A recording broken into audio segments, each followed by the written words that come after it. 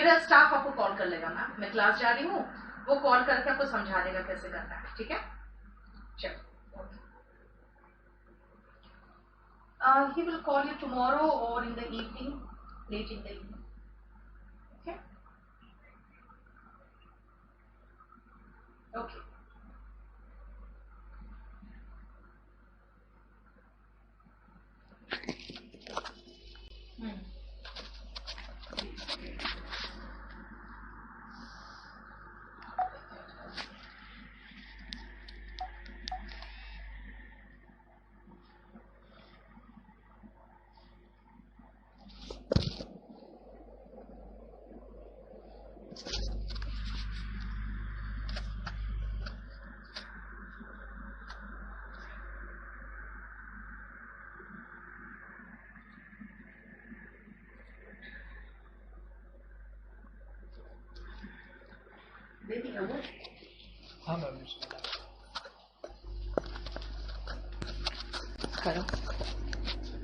Good evening, everyone. Or good evening, everyone. दिखाइए और.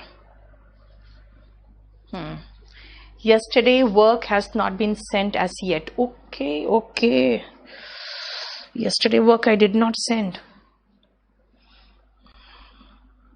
चलो मैं देख लेती हूँ अभी क्लास के बाद.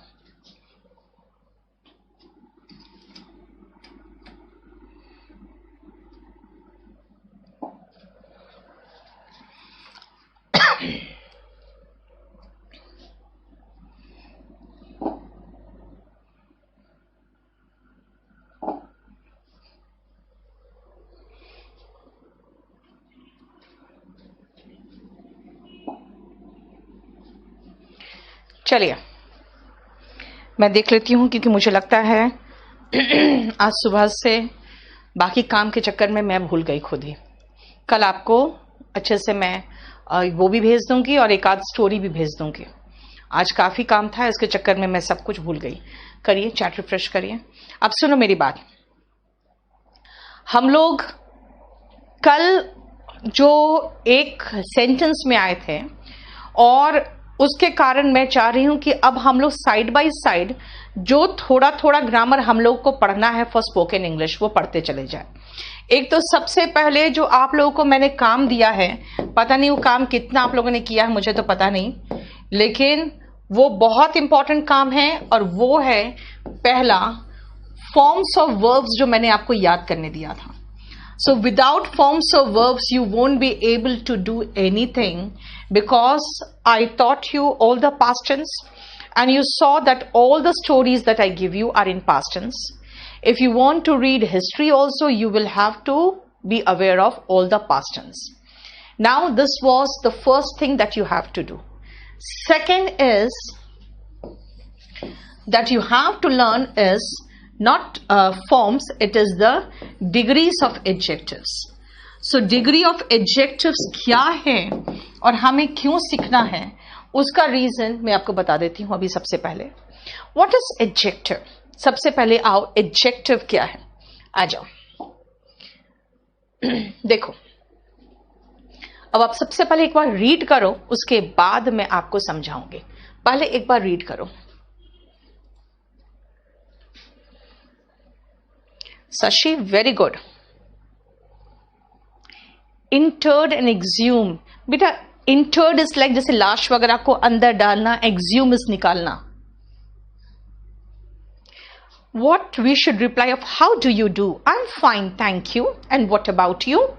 I am fine, thank you. And what about you? ठीक है? Next. I have learnt forms of verbs.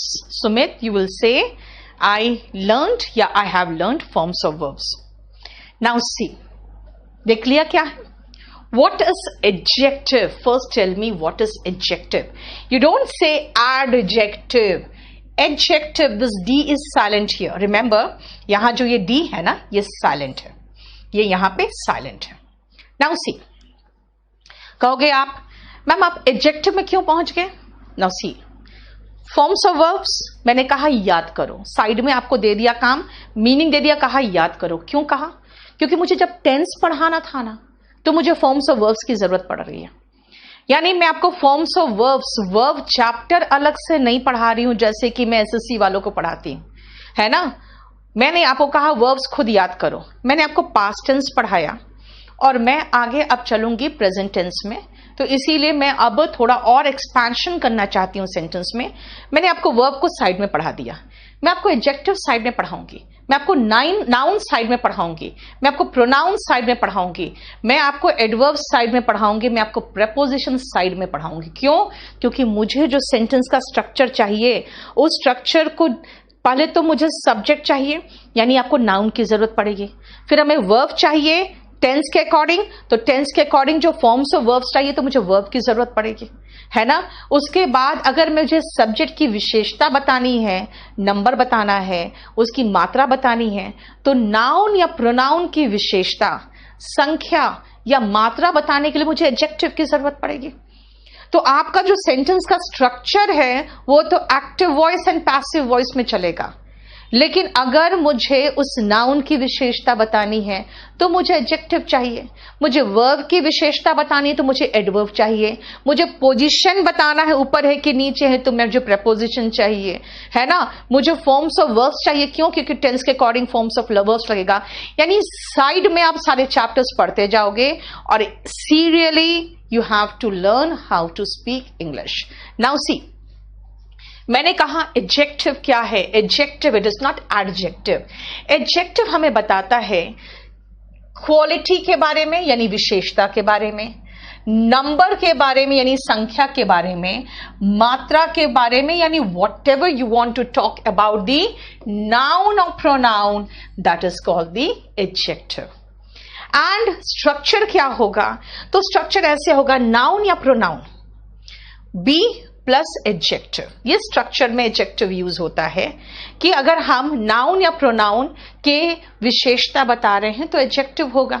आप कहोगे मैम खाली ऐसा अगर स्ट्रक्चर है तो हम कैसे बनाएंगे इसका स्ट्रक्चर? देखो, मैंने कहा बी का मतलब हो गया यार बी लगा दो या इनमें से कोई भी वर्ब लगा दो, एटसेट्रा लगा दिया, क्योंकि मुझे पहले एक आसान सेंटेंस तो बनाना आए। अब आ जाते हैं, राम इज इंटेलिजेंट हो गया, बी का फॉर्म इज है ना, बी का फॉर्म इज पढ़े हो ना, फॉर्म्स पढ़ना है खुद ही आपको। राम वॉज इंटेलिजेंट, क्या है बी का फॉर्म? राम इंटेलिजेंट है तो Ram is intelligent, Ram intelligent था तो राम वॉज इंटेलिजेंट, और राम ठीक हो जाएगा, Ram will be fine, Ram will become fine. अगर वो स्वस्थ हो जाएगा, राम विल बिकम हेल्दी, है ना। जिसका मतलब क्या है, आप बी के ही फॉर्म्स में चल रहे हो। अगर मैं उसके बदले में कि राम अच्छा दिख रहा, स्वस्थ दिख रहा है, तो Ram seems fine, Ram seems healthy. इसका मतलब है बी की जगह पे हम कोई भी टेंस लगा देंगे, अकॉर्डिंग टू टेंस हम कोई भी वर्ब लगाएंगे। ये तो आप टेंस में पढ़ोगे ही, पढ़ ही रहे हो, उसको छोड़ो। स्ट्रक्चर देखो, he is good, this book की बात कर रही हूं, ये बुक की बात कर रही हूं, बुक इज गुड। लेकिन अगर मैं कहूं ना मुझे बुक नहीं लगाना है, तो बुक निर्जीव वस्तु है, उसके बदले में इट लगेगा। It is good book, book singular है तो यहां पे आर्टिकल ए आ जाता है। आर्टिकल की यहां पे मैं बात नहीं कर रही हूं, इसलिए मैंने सिर्फ दिखाया कि एडजेक्टिव कहां आया। देखो तो जरा, एडजेक्टिव नाउन के पहले आया है, नहीं तो वर्ब के बाद आया है। बस एडजेक्टिव का यही डेफिनेशन है और कुछ नहीं है एडजेक्टिव में। अगर एडजेक्टिव आप एसएससी या बैंक पीओ के लिए पढ़ोगे तो सेम चीज पढ़ोगे। स्ट्रक्चर, अगर एडजेक्टिव के बारे में पूछूं तो दो चीजें बताओगे। पहला, किसी भी संज्ञा या सर्वनाम की विशेषता बताने वाले शब्द को विशेषण कहते हैं। The word that defines, the word that qualifies a noun or a pronoun is called an adjective, पहला पॉइंट। And secondly, adjective comes before a noun, noun के पहले आता है और वर्ब के बाद आता है, and comes after the verb. बस इतना ही है जो एडजेक्टिव है, यानी हिंदी का जो विशेषण था इंग्लिश का वही है। ठीक है,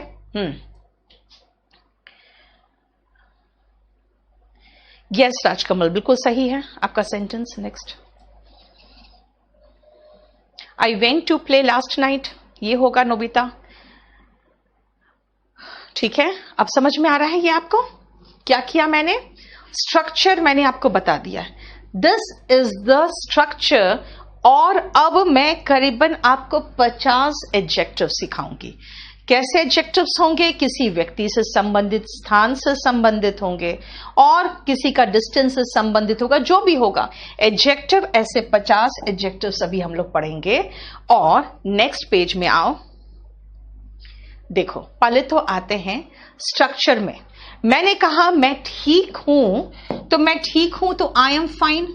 मैं ठीक थी, आई वॉज फाइन। मैं ठीक हो जाऊंगी, आई विल बी फाइन। वो लड़का ठीक है, ही इज फाइन। वो लड़का ठीक था तो he was fine. And Rohit ठीक हो जाएगा, Rohit will be fine.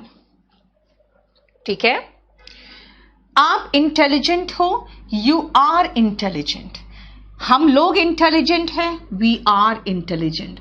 Boys intelligent होते हैं, बॉयज आर इंटेलिजेंट। और वो लोग ठीक हो जाएंगे, दे विल बी फाइन। देखो, यानी इनके साथ प्रेजेंट में आर, पास्ट में वर और फ्यूचर में विल बी। किन के साथ? बहुवचन के साथ, प्लूरल के साथ। साथ में एक यू भी है।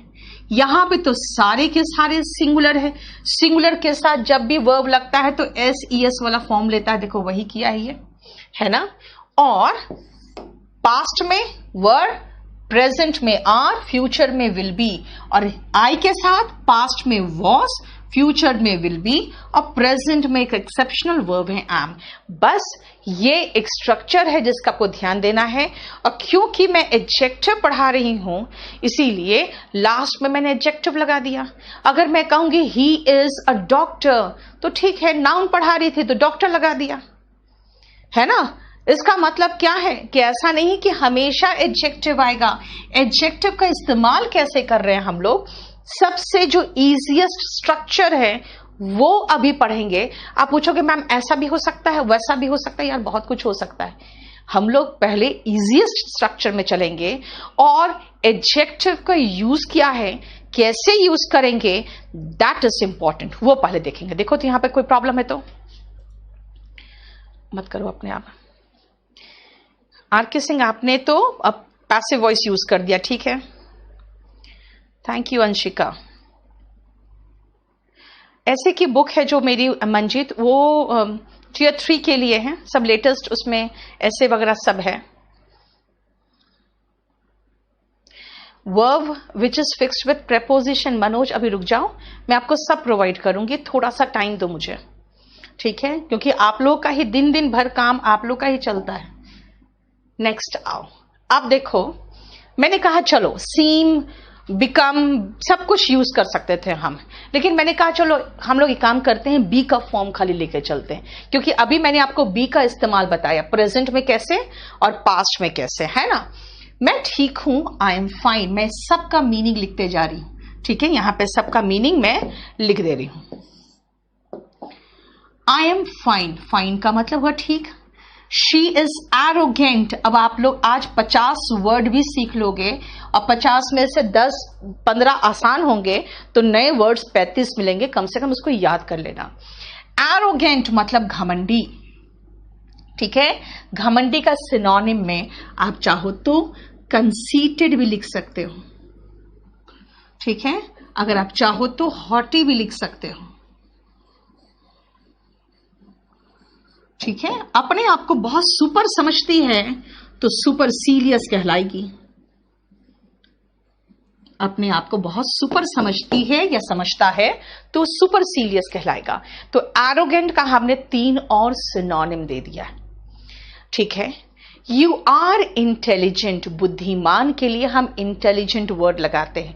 मान लो बुद्धिमान की जगह पे अगर आप कहते कि तुम बहुत समझदार हो, तो समझदार और बुद्धिमान में अलग फर्क होता है। समझदार में समझदारी होती है, तो मैं कहूंगी you are wise, you are prudent. देखो ये क्या है, इसका मतलब हुआ समझदार। ठीक है, यू आर वाइज या you are prudent. Radha was helpless. What is helpless? असहाय, यानी कि जो हेल्प के बिना हो, किसी कोई उसका सहारा नहीं हो, वो हेल्पलेस होता है ना। People were gullible. People were लगा दिया, यानी पास्ट टेंस हो गया। अब लोग गलिबल थे। गलिबल मतलब होते हैं ऐसे लोग जो भोले भाले होते हैं, जिनको मूर्ख बनाना आसान है। वन वर्ड सब्स्टिट्यूशन में आता है a person who can be fooled easily. Gullible का सिनोनिम लिख लेना क्रेडुलस। देखो इसका मतलब ऐसे सिनोनिम पढ़ाते जाऊं मैं, तो इसका मतलब है अगर आपके हाथ में 30 ही वर्ड है 50 में से, तो एक एक का 2 हुआ तो 60 वर्ड ऐसे ही हो गया आपके पास। आज एडजेक्टिव याद करने के लिए याद रखना, पीपल लोग भोले भाले थे।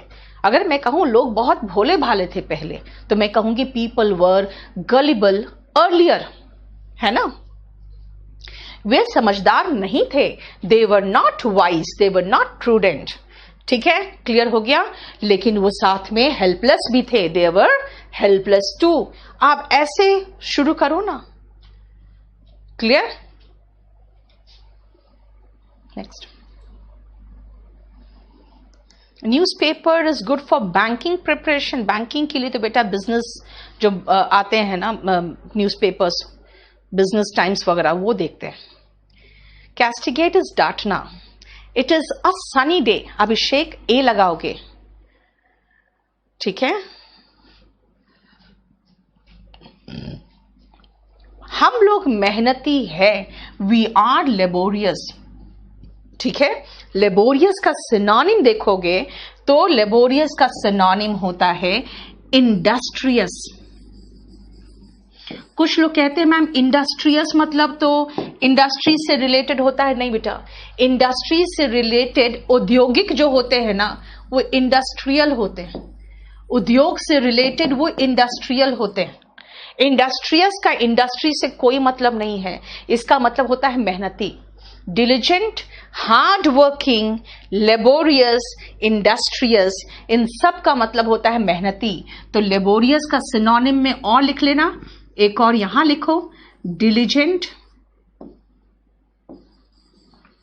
डिलिजेंट, और एक और लिखना हार्ड वर्किंग, ठीक है। Hard working, he is hard working, he is diligent, he is laborious and he is industrious। चारों का मतलब होगा मेहनती। नेक्स्ट, बेटर देन श्याम, बिल्कुल ठीक है रामिनी। एडजेक्टिव किसी की विशेषता बताता है धनवीर। अब बताओ, मैं कह रही हूं कैसा लड़का है, वो मेहनत करता है, मेहनती है। वो कैसा लड़का, घमंडी है। वो कैसा लड़का है, वो असहाय है, वो इंटेलिजेंट है, वो बिल्कुल भोला भाला है। ये किसी की विशेषता बताता है। और किसकी विशेषता बता रहा है? आप नाउन और प्रोनाउन की विशेषता बता रहे हो। लड़का की विशेषता बता रही थी मैं। Mohan is a good boy Harish. Mishu निश्चिंत होकर पढ़ो, अभी कोई प्रॉब्लम नहीं है, ठीक है। आपको जरा आकांक्षा का देख लो, अभी कोई इश्यू नहीं है, आराम से पढ़ो। समझ में आ रहा है? देखो और आगे से देखो। प्रेजेंट है शी इज, प्रेजेंट है आई एम, प्रेजेंट है यू आर, पास्ट है राधा सिंगुलर थी तो वॉज, लोग थे तो प्लूरल, प्रेजेंट फिर आगे वी आर, और मेरी मदर क्या है? एफेक्शनेट है, यानी कि मुझसे बहुत प्यार लगाव करती है, तो शी इज एफेक्शनेट, यानी कि कैसी है वो मुझे प्यार करती है ना। प्यार करने वाला जो होता है वो लविंग होता है, ठीक है ना। और जो प्यार पाता है ना आपका, वो क्या होता है? वो बिलवेड होता है ना। इसलिए my mother is affectionate, my mother is loving in nature कह सकते हो। My mother is loving in nature.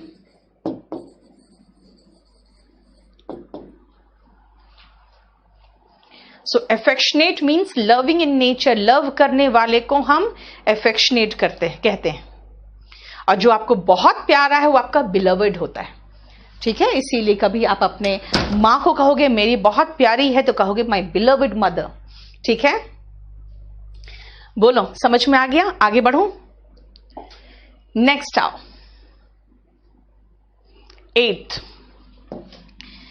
महत्वाकांक्षी होना, यानी कि क्या आप बड़े होके ये बनना चाहते हो, वो बनना चाहते हो जो आप बोलते हो, तो एम्बिशियस होते हो आप। एम्बिशन होता है महत्वाकांक्षा, और एम्बिशियस OUS लगा हुआ शब्द एडजेक्टिव होता है। एक याद रखना बस यही चीज। लेकिन ऐसा बहुत सारे शब्द है जिसमें OUS नहीं है, LY है। बोलोगे LY तो कई बार हम एडवर्ब में लगाते हैं, तो तभी मैंने कहा विशेषता बताने वाले शब्द का ध्यान रखना, संख्या बताने वाले शब्द का ध्यान रखना, क्वांटिटी बताने वाले शब्द का ध्यान रखना, है ना। वही तो है क्वालिटी, क्वांटिटी बताने वाला, नंबर बताने वाला, और आपकी क्वालिटी बता रहा है। क्वालिटी क्वांटिटी हो गया, और नंबर बता रहा है, ठीक है। तो वही तो है एडजेक्टिव। हमारे जो सोल्जर्स है क्या है, करेजियस है, यानी कि वीर है। आई एम ऑनेस्ट, ऑनेस्ट मतलब ईमानदार हूं। ही इज सैड, सैड मतलब दुखी। अब देखो सैड का बहुत आसान है, सैड। मैं इसमें एक और वर्ड लगा दूं,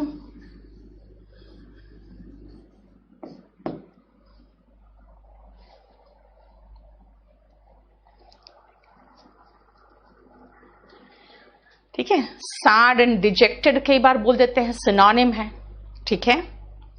अगर करेजियस की बात करोगे तो करेजियस का सिनोनिम में लगा दो गैलेंट, वेलिएंट, ठीक है। वेलिएंट, सॉरी, मुझे एडजेक्टिव चाहिए, वेलिएंट नहीं था। मुझे ऐसा वर्ड नहीं चाहिए जो नाउन के रूप में लगाएंगे। वेलिएंट है, टी है, ठीक है, VALIANT, ठीक है। शी वॉज ऑप्टिमिस्टिक, आशावादी। ऑप्टिमिस्टिक का मतलब होता है आशावादी। तो अगर मैं कहूं वो निराशावादी है तो क्या होगा, इसका एंटोनिम निराशावादी होता है पेसिमिस्ट, पेसिमिस्टिक, ठीक है। ऑप्टिमिस्टिक का सिनोनिम है सैंग्विन। और ये जब भी हम ये क्रॉस साइन लगाए ना, समझ जाओ एंटोनिम लिख रही हूं। वो पेसिमिस्टिक जो होगा वो निराशावादी होगा, ठीक है। नेक्स्ट, आकांक्षा का देख लो प्रॉब्लम क्या है। नेक्स्ट, मिशु अभी आराम से पढ़ो, मैं बता रही हूं। यस अंबिका, कुछ एडजेक्टिव्स और V3 फॉर्म सिमिलर होते हैं। Next, he is a good doctor Sachin, a लगाओगे। Next, will be after the verb, नहीं बेटा, वर्ब ही तो है बी, है ना। अब सुनो next, my father and uncle, दो लोगों को ले लिया मैंने। ब्रॉड माइंडेड है, ब्रॉड माइंडेड, खुले विचार वाले, ब्रॉड माइंडेड। और खुले विचार वाले नहीं होते तो कहते हैं संकीर्ण मानसिकता वाले, तो नैरो माइंडेड होता है। देखो एंटोनिम भी याद रखना, ठीक है। ब्रॉड माइंडेड, और अगर संकीर्ण मानसिकता वाले हैं तो नैरो माइंडेड, दोनों एंटोनिम ध्यान रखना। सम लीडर्स आर नॉट, देखो नेगेटिव बनाना है तो बी का जो फॉर्म है उसके बाद नॉट लगाना। कॉन्साइंशियस मतलब कॉन्साइंस जो होता है आपका जमीर होता है। जमीर जिनके मर चुके हैं तो क्या कहेंगे, कुछ लीडर्स हमारे कुछ नेता होते हैं जिनका जमीर नहीं होता, तो आर नॉट कॉन्साइंशियस, OUS लगाएंगे। क्यों? क्योंकि जमीर इज कॉन्साइंस। मैं कॉन्साइंस की बात नहीं कर रही, मैं कह रही हूं जमीर वाले नहीं होते हैं तो कॉन्साइंशियस नहीं होते हैं, ठीक है। दिस वॉचमैन जो आपका चौकीदार है इज अलर्ट, अलर्ट का मतलब वो बिल्कुल चौकस है, ठीक है। इसका सिनोनिम होगा vigilant, LANT, vigilant. Then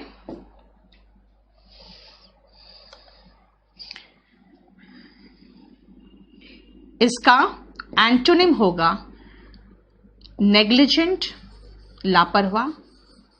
antonym लगाओगे तो नेग्लिजेंट होगा, केयरलेस हो जाएगा। अलर्ट एंड विजिलेंट, इन दोनों का मतलब होता है चौकस। अलर्ट एंड विजिलेंट का मतलब होता है चौकस। नेग्लिजेंट होता है, एंटोनिम लगाया है क्रॉस साइन लगा के, इसका मतलब लापरवाह। देखो आपको वेलिएंट है, ठीक है ना, यहां पे ये कुछ नहीं है। मैं मिटा नहीं पा रही हूं क्योंकि मिटाऊंगी तो सब मिट जाता है फिर, ठीक है। I told you Dharmveer, you need to know कि नाउन के बारे में क्या बताया जा रहा है, नाउन क्या कर रहा है, नहीं विशेषता क्या बताई जा रही है। अब सुनो फिर से पहचानने का तरीका। मेरे सन की विशेषता क्या है, एम्बिशियस है। हमारे सोल्जर्स की विशेषता क्या है, करेजियस है। OUS है तो एडजेक्टिव तो है ही। मेरी विशेषता क्या है, ऑनेस्ट हूं। वो उसके बारे में बता रहे, उसकी कैसी अवस्था है, वो सैड है। इस लड़की की विशेषता क्या है, ऑप्टिमिस्टिक है। अवस्था और विशेषता, यही तो मैं बता रही हूं, अवस्था और विशेषता। इस लड़की की विशेषता क्या है कि वो आशावादी है। मेरे फादर और मेरे अंकल की विशेषता क्या है, ब्रॉड माइंडेड है। कुछ लीडर्स की मानसिक अवस्था कैसी होती है, वो कॉन्साइंशियस नहीं होते। वॉचमैन की विशेषता क्या है, इस वॉचमैन की, वो अलर्ट है, वो विजिलेंट है। यानी कि आप यहां पे अधिकतर तो मैं विशेषता ही बता रही हूं, यानी विशेषता बताएंगे नाउन या प्रोनाउन की, उसकी संख्या बताएंगे, और तीसरी चीज उसकी मात्रा बताएंगे। अगर काउंटेबल है तो संख्या बताओ, अनकाउंटेबल है तो मात्रा बताओ, है ना। कहां आएगा, नाउन के पहले, वर्ब के बाद। देखो वर्ब के बाद लिख रही हूं मैं, ठीक है। अब आओ जरा इसको रीड करो तो मैं क्या लिखा है मैंने, जरा पढ़ो तो। पंकज बिल्कुल निश्चिंत रहो, आप थोड़ा सा टाइम दो बेटा, आप लोग टाइम दोगे तो मैं आप लोगों को सब कुछ धीरे धीरे इम्बाइब होगा, सब कुछ समझ में आएगा। We are intelligent, you are arrogant, condition of some noun will turn from, yes, very good, from riches to rags, very good Saurav. Greedy, egoist, very good Sumit. And Damini, greedy हो गया लालची, है ना। egoist is जो selfish होते हैं, है ना। इसीलिए ऐसे बहुत सारे वर्ड्स है जो आप लगा सकते हो, लेकिन बात क्या है ना, जैसे ईगोइस्ट है, नाउन का भी काम करता है। Next, you are witty, I am laborious, yes. वाह, शशिकांत ने तो मुझे एकदम चने के झाड़ पे चढ़ा दिया। लिखा है Neetu ma'am is famous and intelligent English teacher of India, है ना। ऐसे इंग्लिश टीचर को टीचर ऑफ इंग्लिश लगाओगे तो ज्यादा बेटर होगा, क्योंकि इंग्लिश टीचर का मतलब अंग्रेज टीचर भी निकल जाता है। She was credulous, yes. चलो अब पढ़ लिया, क्या लिखा था मैंने।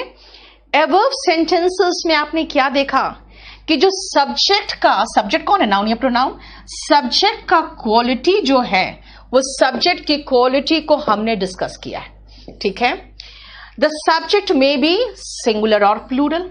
मैंने कहा my uncle and my father, दो लोग हो गए, एंड शी सिंगुलर हो गया। लेकिन हम तब क्या करें जब मैं अपने अंकल एंड फादर के को ब्रॉड माइंड होने की बात नहीं कर रही हूं, मैं कह रही हूं मेरे फादर मेरे अंकल से ज्यादा ब्रॉड माइंडेड है, वो तुम्हारे से ज्यादा ऑनेस्ट है, ये लड़का अपनी बहन से ज्यादा इंटेलिजेंट है, यानी आपको दो पलरा महसूस होगा। तब हम क्या करेंगे, ध्यान रखना, जब आपको दो पलरा महसूस होगा तो क्या है, देखो जैसे मैंने कहा मैं अपने फादर का नेचर अपनी मदर के नेचर से कंपेयर करूं, या ये भी कर सकती हूं अपने फादर का नेचर अपने बाकी जितने फैमिली मेंबर्स है उन सब से कंपेयर कर दूं। दिस मीन्स, ध्यान रखो एक चीज, आपको यहां पे दो तराजू के दो पलरे दिख रहे हैं, मतलब भाई यहां पे हमने दो पलरे बनाए हैं। एक पलरा में मैंने अपने फादर को रखा और दूसरे पलरे में, मतलब मुझे याद समझ में आना चाहिए आपको, दो पलरा ही है इसमें, है ना। एक में रखा अपनी फादर को, दूसरे में रखा अपनी मदर को, ठीक है। चलो एक एक यानी दो ही तो पलरा है, लेकिन दूसरा कंडीशन मैंने क्या रखा, एक में अपने फादर को रखा और एक में अपने मदर, अपने सिस्टर, अपने ब्रदर को भी रख दिया।